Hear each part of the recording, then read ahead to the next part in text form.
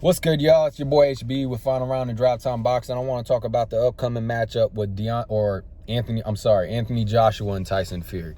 I'm not going to be too long-winded in this video. I think this is a pretty straightforward fight. I believe Tyson Fury is going to win convincingly. I can't really say whether it's going to be by knockout or decision, but I do believe Tyson Fury is going to convincingly win this fight. Now, I was extraordinarily impressed with Tyson Fury. I really became sold on him in the first fight when he gets up in that fucking 12th round and rises from the fucking grave to come back and win that round against Deontay Wilder. I mean, that was the moment I was like, I'm completely sold on this guy. He's a different breed. He's amongst the legends. And then to come into the second fight and make the adjustments, and not only just make an adjustment, but to completely change his approach and style, that puts him on the pound for pound best fighter of today on that list.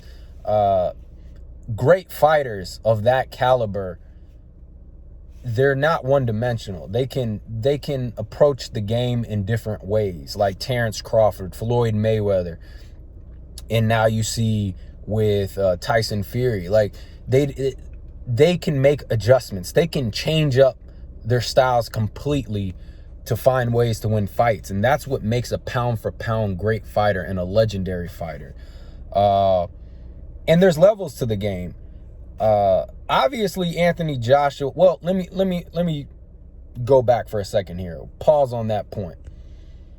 It was so impressive to see Tyson Fury go in and say, okay, I'm going to change my trainer. I'm going to Sugar Hill.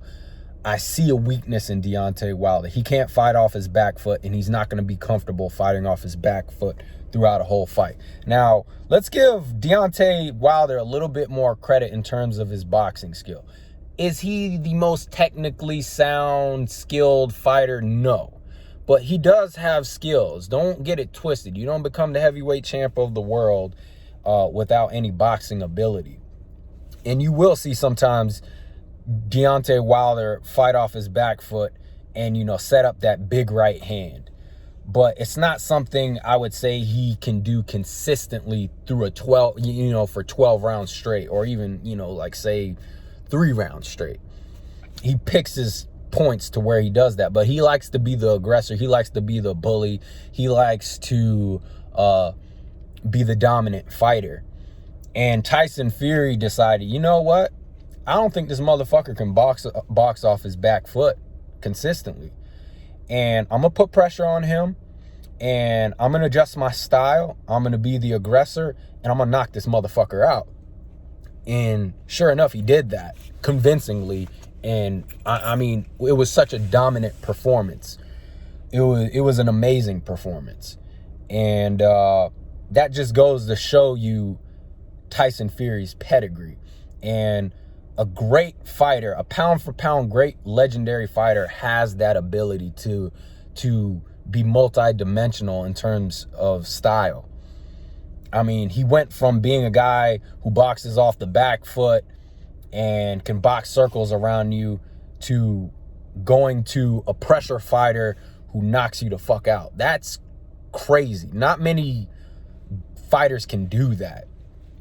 And I think in this fight with Anthony Joshua, I don't see anything that Anthony Joshua can do to really pose a threat to Tyson Fury. Obviously, Anthony Joshua is still a good heavyweight. He's one of the top heavyweights in the world. And if he does put his hands on you and lands a good punch or combination, you might go down. Actually, you will go down. That's the thing about the heavyweight division. A puncher's chance in the heavyweight division is completely different from a puncher's chance in some of the lower weight classes, because heavyweights are coming with so much. They're bringing a lot of weight, right? And when you come with that type of weight with your punches, like, it doesn't matter. Even if you're not the top heavyweight, if you can land a punch, there's a good chance that you're going to knock your opponent down or out.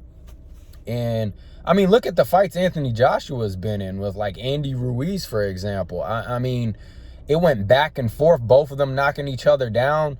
And that just goes to show, like, if you get hit by a good heavyweight, it can change the whole fight. And you could get knocked the fuck out or knocked down to where you can't recover, which we saw with Andy Ruiz, if I got his name correct, and Anthony Joshua. So Anthony Joshua has strong fundamentals. He's I would say a step above Deontay Wilder in skill set. But he's kind of straight up and down. He's straightforward. He's not unorthodox. He's very straight fucking forward. And I like Anthony Joshua. He seems to be a good dude. He seems to have his head on his shoulders. He's a classy guy. Doesn't talk a lot of shit. But at the end of the day, I think what makes people gravitate towards him and makes him an interesting fighter is his physique. You know, that's kind of what grasped me, because if he didn't have that type of physique, I mean, I don't think he would have as much notoriety. It's not so much his boxing style and his skills that make me like, whoa, I gotta watch this guy. Like, you watch Lomachenko, or you watch a guy like Tyson Fury, or some old fighters I'll throw out there like Prince Nassim Hamed or Roy Jones. Those guys don't just captivate you with their physique. They captivate you with their boxing style and their skill set. I mean, Prince Nassim wasn't built like a freaking Greek god, right? But the motherfucker was amazing to watch. He was so explosive and unorthodox, and he had so many different dimensions to his game. When I watch Anthony Joshua, I don't get that. He almost reminds me of like a heavyweight version of Kell Brook. Like, good, solid fighters, high-level elite fighters, but one-dimensional in a sense.